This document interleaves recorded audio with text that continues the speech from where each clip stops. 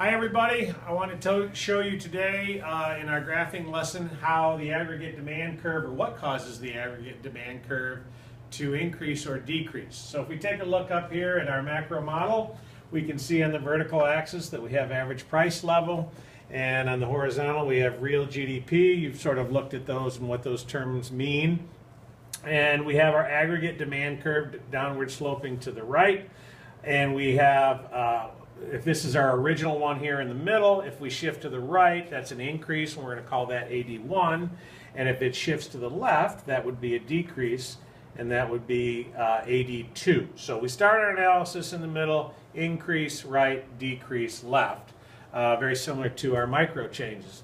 So the question on the floor is, what causes that to happen out in a macro economy? Well, aggregate demand represents total spending in the economy, and spenders are divided into sectors in the economy. We have over here the consumer spending sector, investment or business spending, government spending through the sale of bonds. We have tax spending that we pay to the government in direct income taxes.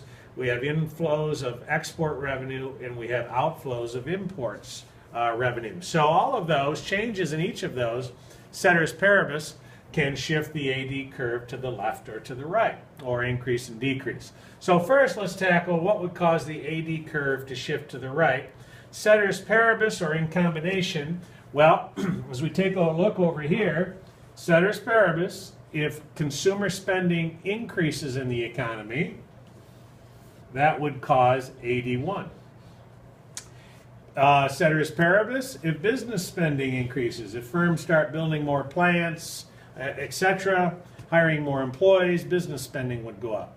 If the governments borrow more and spend it on infrastructure, that could cause the AD curve to shift to the right.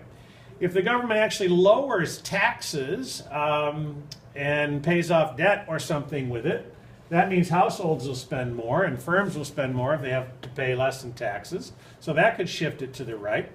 If we get more export revenue in, that would shift it to the right. And if we spend less on imports and more on domestically produced goods, that could shift the AD curve to the right. So the question is, what causes the aggregate demand curve to shift to the right? Well, increases in consumer spending, business spending, government spending, decrease in taxes, increase in export revenue, and decrease in import revenue. And of course, what causes it to decrease would be the opposite of those. So hopefully that gives you a little bit of help on what causes the aggregate demand curve to shift. Hope it helped.